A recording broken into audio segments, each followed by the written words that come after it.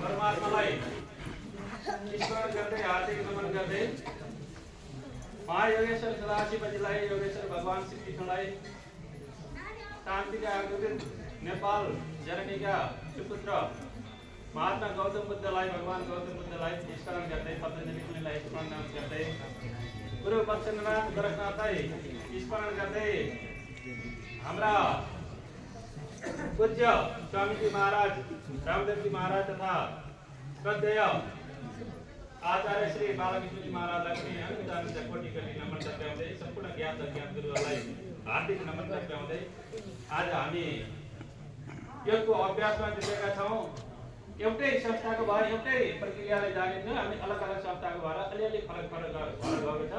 यो सबैलाई हामीले सहर्ष स्वीकार्नुपर्छ। हामी सबै योगका जति संस्थाहरू छौँ, आज सबै भेला भएर यसरी संयुक्त रूपमा योग दिवस मनाउन पाउँदा पतञ्जलि योग समिति अत्यन्त आभारी छ यो आयोजक संस्थाप्रति र सम्पूर्ण योगका जति संस्थाहरू छौँ सम्पूर्णप्रति पनि हार्दिक आभार व्यक्त गर्दछु म मेरो तर्फबाट र पतञ्जलि योग समिति नेपालको तर्फबाट पनि।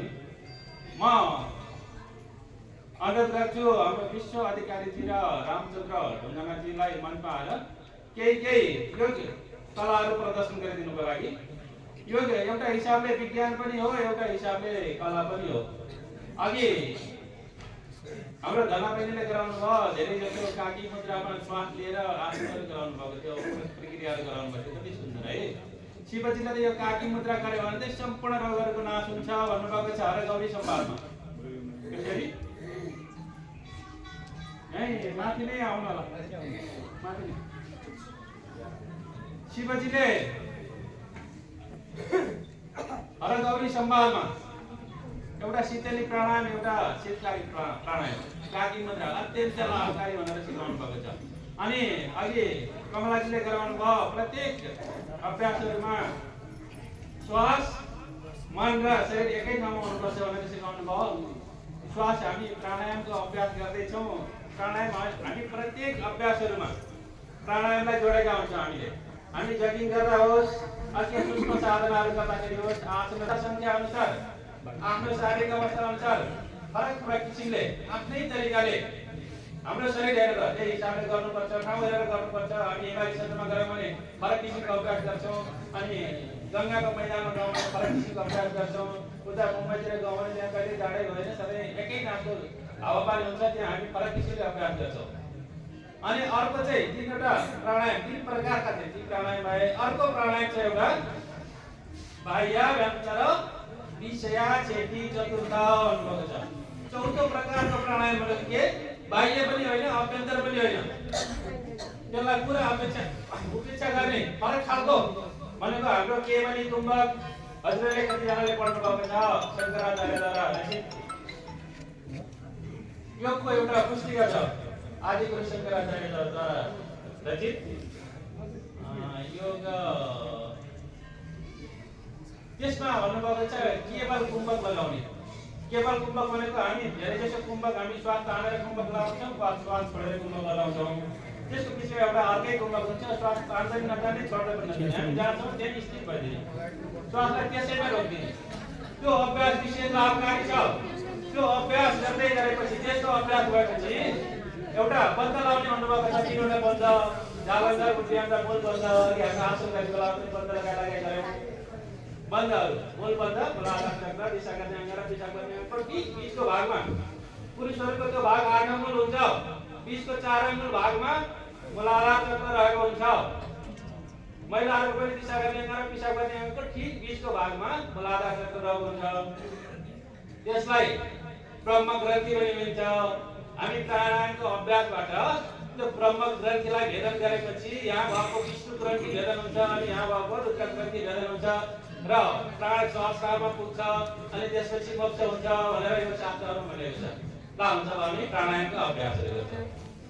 सहज आसन बस्छौँ, ढाड गर्दैन, टाउको सिधा सरले काम राखेर अघिल्ला जुन आसन मनपर्छ, जसमा बस्नुपर्छ, घोडा दुख्छ भने कुर्सीमा बस्नु, घोडा पसारेर बस्नु, जसरी गर्दा पनि यसले गर्न मिल्दैन। समस्या नहुनेहरूले यो अभ्यासहरू गर्न पनि सक्नुहुन्छ। अनि हामी भक्तिका प्राणायाम छिटो पनि गर्ने गर्छौँ। हामी दिनभरिमा हामी मिनेटमा 15 चोटि हाम्रो श्वास प्रश्वास गर्छ। एक दिनमा 21600 चोटि हाम्रो श्वास प्रश्वास हामी अंश जप गरिराखेका हुन्छौँ भनेर योग शास्त्रमा बताइएको छ। गोरखनाथ गुरुले पनि त्यही भन्नुहुन्छ।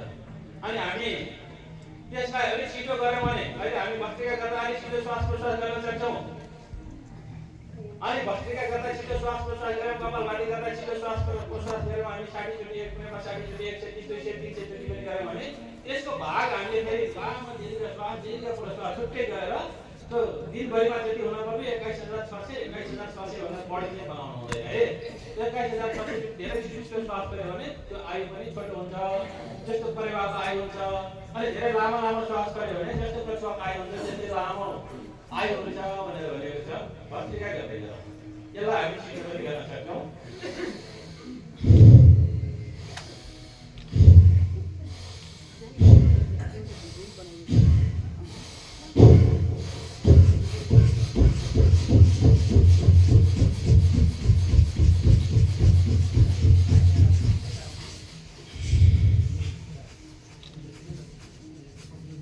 सूर्य भेदन मुद्राई शीतकारी शीतली तथा भस्त्रिका भ्रामरी मूर्छा प्रविधि त्यागले कुम्भका आठवटा कुम्भक प्राणायाम तन्त्र भन्नुभएको छ योग शास्त्रमा। अनि हेर्नुहोस् है यता टेबलमा पनि। अनि यो भस्त्रिका प्राणायाम हामीले यसरी गर्दा हामीलाई चिसो भएको छ भने तुरुन्तै हाम्रो शरीरबाट चिसो हट्छ है। अब भस्त्रिका प्राणायाम गर्दा हामी नर्मली 2 मिनेटदेखि 5 मिनेट गर्ने गर्छौँ। जसलाई छाती सम्बन्धी समस्या छ उहाँहरूले अलिकति बढाएर गर्न सक्नुहुन्छ। यो अक्सिजन शरीरलाई अक्सिजनको जरुरत छ। अब त्यसपछि हामी कपालभाती प्राणायाम गर्छौँ। कपालभाती वास्तवमा योग शास्त्रमा प्राणायाम भनिएको छैन है, यो कुरा हामीले बुझ्न जरुरी छ। पुरातन शास्त्रहरूमा भनिएको छैन, अहिले नूतन शास्त्रहरूमा भनिएको पनि छ। कपालभाती शुद्धिकरणको क्रिया हो, तर यो अन्वेषण गर्दै जाँदा यसले प्राणको आयामलाई विस्तार गर्यो र शरीरलाई रोग निवारणको लागि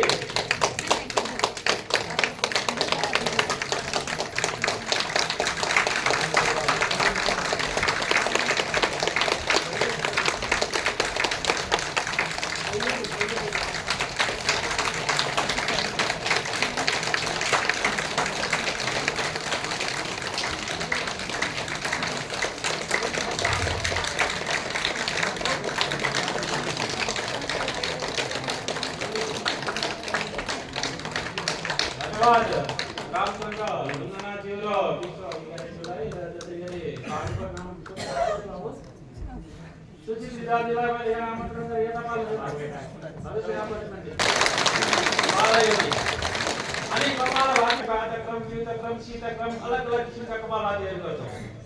यो वातक्रम कपालभातीको विशेष रूप हो। हामीले अहिले गर्ने प्राणायामको रूपमा गर्ने गरेको कपालभाती श्वास बाहिर फाल्ने नाभिलाई भित्र तान्ने यो अभ्यास गरौँ।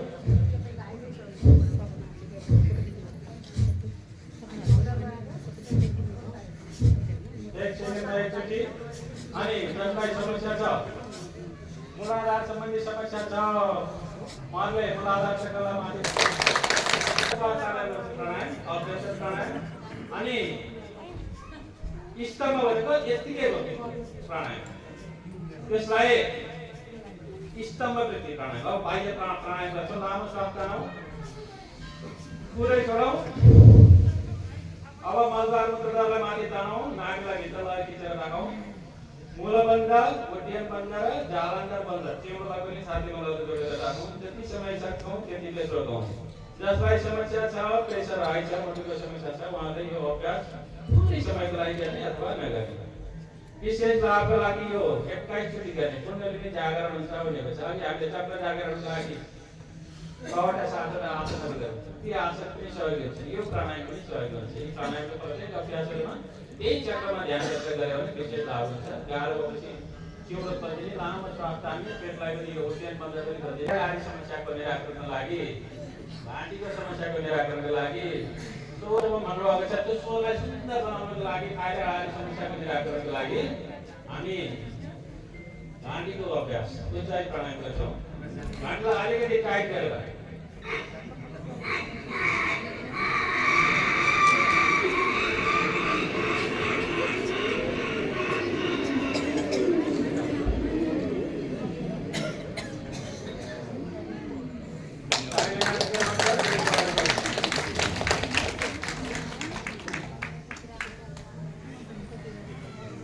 अनि उज्जाई प्राणायामको अभ्यासपछि हामी अनुलोम विलोम प्राणायाम गर्छौँ। अनुलोम विलोम प्राणायाम भनेको नाडी शोधन सबैलाई थाहा छ।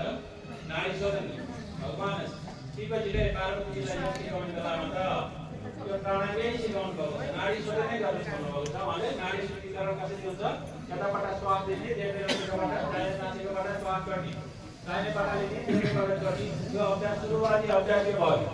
अलि समयपछि श्वास रोक्ने अभ्यास गर्ने। श्वास रोक्ने फरक फरक किसिमले रोकिन्छ। 1, 4 र 2 को अनुपातमा श्वास तान्ने रोक्ने र हाल्नेको अनुपातमा गर्दै गऱ्यो भनेदेखि दिनको 4 चोटि 20-20 कुम्भक लाग्यो भने 20 राउन्ड गऱ्यो भनेदेखि दिनको बिहान, दिउँसो, साँझ र अर्धरात्रिमा पनि हुन्छ। सूर्यघेटी प्राणायाम भनेको देब्रे नासिका बन्द गर्ने, दाहिने नासिकाबाट लामो श्वास बन्द लगाएर रोक्ने अनि त्यसपछि देब्रे नासिकाबाट त्यसलाई छोड्ने। यो अभ्यास सूर्यभेदीको अभ्यास